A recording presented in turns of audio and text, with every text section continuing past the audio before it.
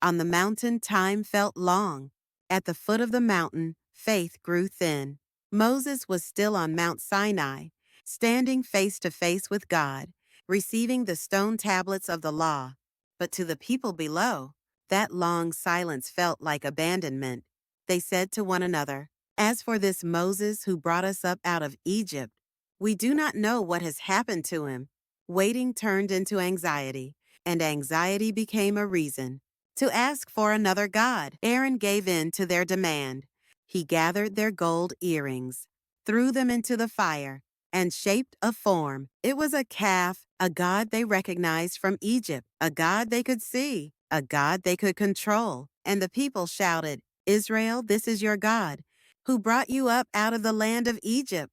God called it betrayal, because this was not just about melted metal. It was a broken relationship, a deliberate turning away. On the mountain, the Lord said to Moses, "They have quickly turned aside from the way I commanded them." Moses came down the mountain. In his hands were the tablets, written by the finger of God. Below him were people dancing.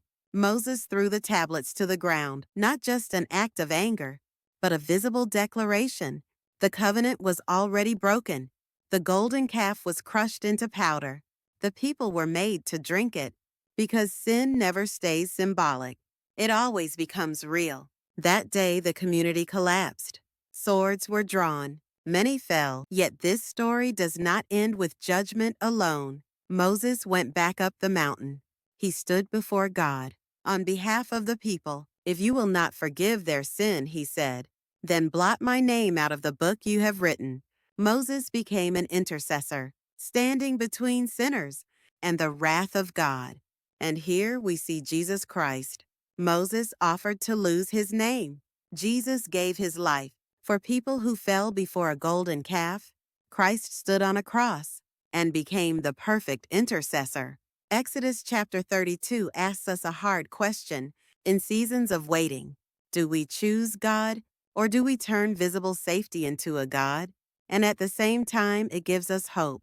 Even when we fail, God prepares an intercessor. The next chapter will decide whether God's presence will depart or remain with his people. If you're looking forward to the next chapter, please like, subscribe, share, and turn on notifications. Thank you.